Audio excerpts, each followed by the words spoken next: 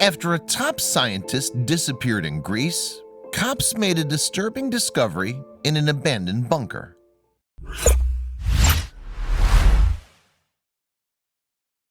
But before we start, please give the video a like and make sure to subscribe to Wonderbot and hit the bell so you'll never miss any uploads from us. It's July on the Greek island of Crete, and Dr. Suzanne Eaton has disappeared. 2 days earlier, she was notably absent from a science conference, and nobody's seen her since. But as police search for the former University of California biologist, 2 cave explorers stumble across something sinister underground.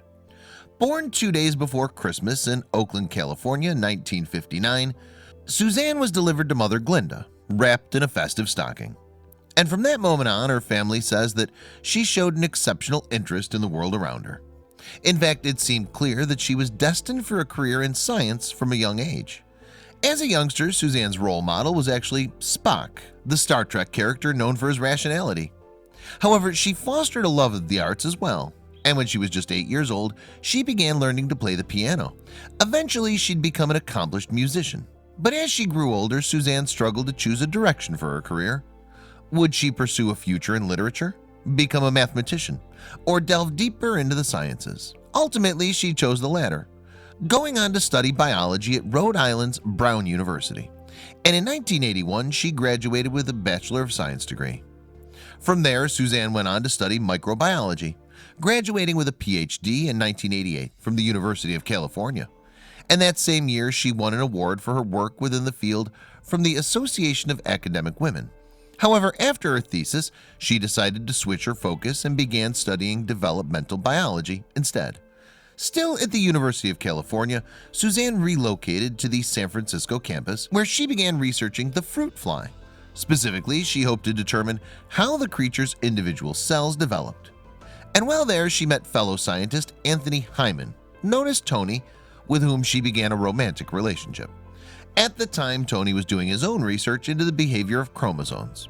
Apparently, he was also passionate about music and cycling, both interests that Suzanne shared. And when he relocated to the European Molecular Biology Laboratory in Heidelberg, Germany, it wasn't too long before his partner followed. Typically, Suzanne even took her grand piano along with her. In Heidelberg, Suzanne took a position at the same laboratory as Tony, working under the Finnish biochemist Kai Simmons. She wanted to learn epithelial cell biology, and I was thrilled to get such a talented scientist to join the group. Simmons wrote in an article for the Max Planck Institute's website in July 2019. Apparently, it wasn't too long before Suzanne found her feet. Using her expertise in developmental biology and microbiology, she studied the cytoskeleton, a network of proteins within the cells. Then in 2000, she relocated more than 300 miles east to Dresden.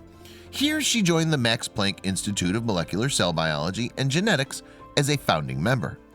By that time, Suzanne and Tony had 2 children, Max and Luke, and together the family settled into an apartment on the banks of the River Elbe. There, the couple were known for hosting swanky parties, during which Suzanne would cook for guests and play the piano. But apart from that, and despite her scientific application, the Californian knew how to be tough. Yes, because regardless of her professional success, Suzanne maintained a rich life outside the laboratory.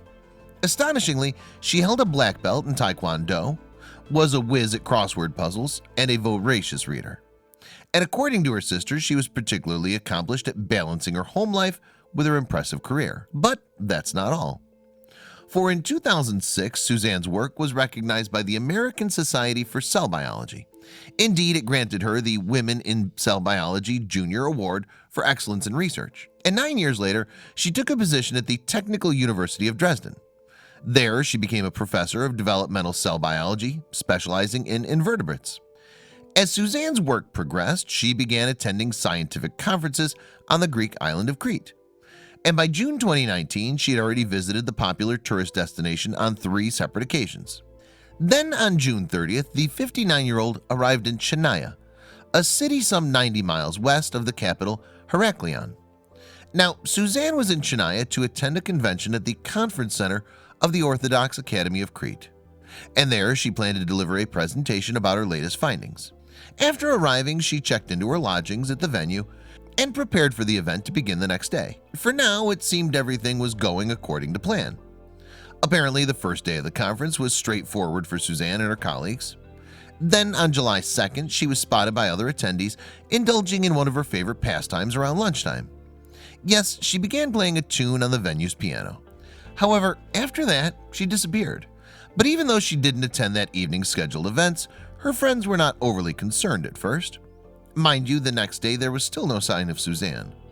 And by the afternoon, some of the other attendees had grown concerned about the scientist's absence from the event. We hoped that she'd join the conference excursion, but when they returned for the evening session without her, we were really worried. Fellow speaker Francois Leffler told Journal Nature. Hoping to locate Suzanne, some of the attendees decided to visit her room at the Orthodox Academy on July 4th. But when they got there, they discovered a disturbing scene. Apparently, her telephone alarm was still active, implying that she'd not returned to her room the previous night. Concerned, they reported the scientist missing to the local police, who launched an investigation. And before long, officers were able to determine what Suzanne had been doing before she disappeared. Apparently, she'd been in the habit of taking a walk around the area every day. So after lunch on July 2nd, she went to her room to get changed before leaving for a regular outing. In fact, she left behind her personal possessions and her cell, police said. However, it was there that the trail went cold.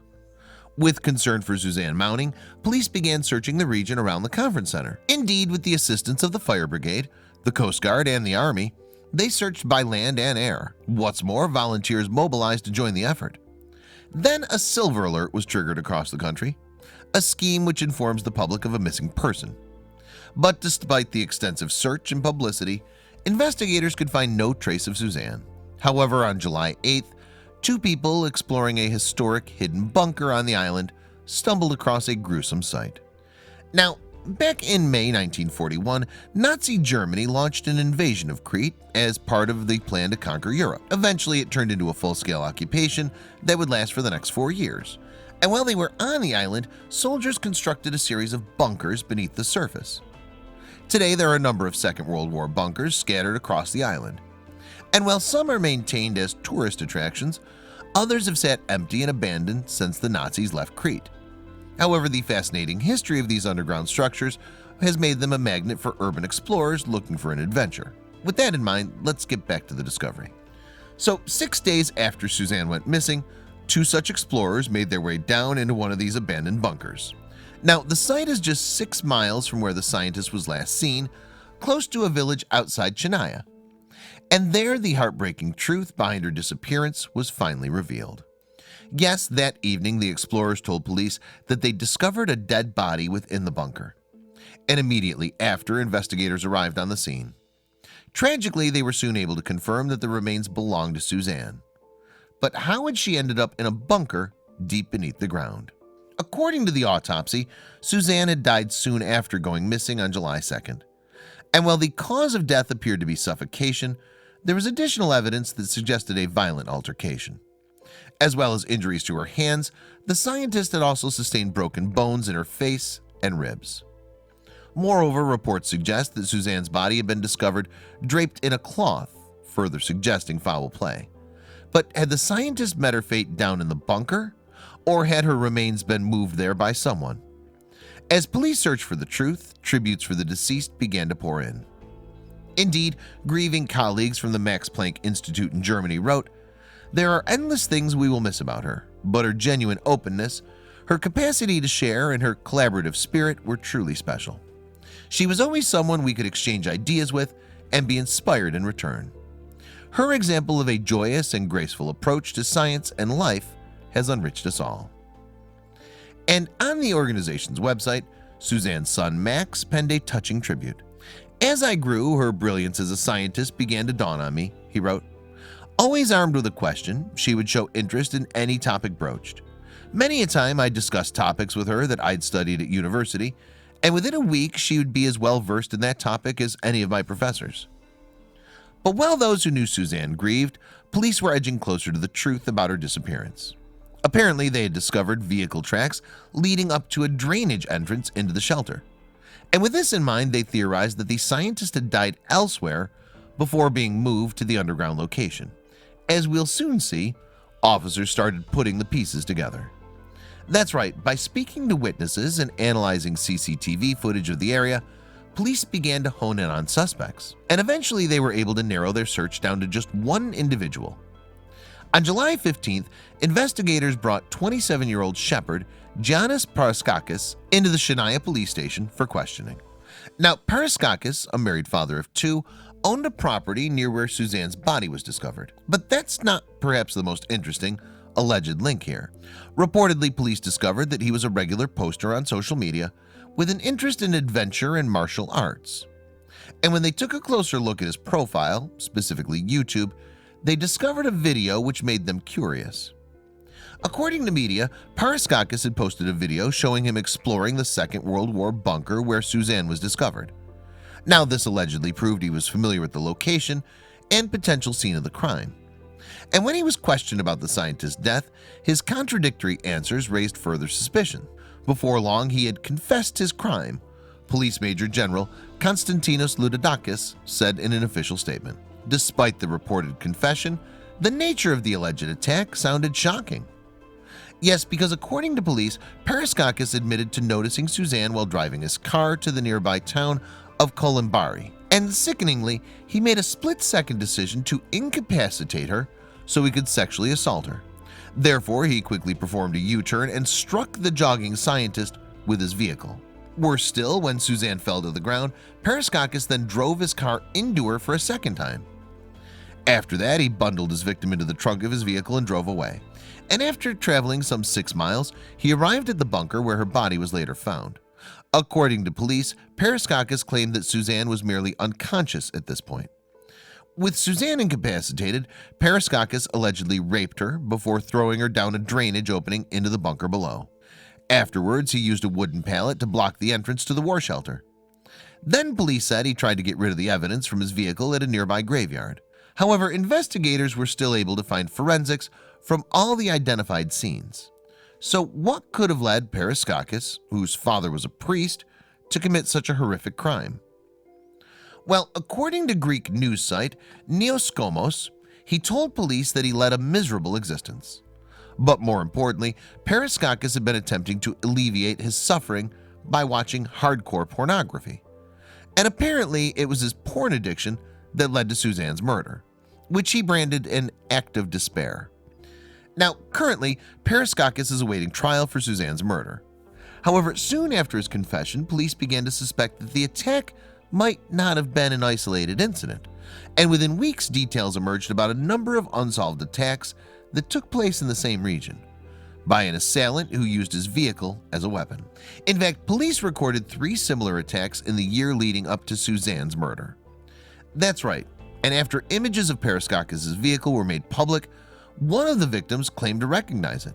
Apparently, a car matching the same description drove her into the seaside town of Kisamos, some 23 miles west of Chennai. Luckily, the woman managed to escape. What's more, the 2 other incidents, which involved a Lithuanian and a Greek woman, respectively, also saw narrow escapes. So now investigators are reportedly collecting evidence to establish whether Paraskakis might be guilty of other attacks. Meanwhile, the Institute of Molecular Biology in Vienna, Austria, has established a memorial fund in Suzanne's name. Through it, the organization hopes to support young scientists wishing to conduct research outside their core disciplines. At the end, we want to know your opinion about the story in the comments box below. Wonderful people, can this video get 200 likes?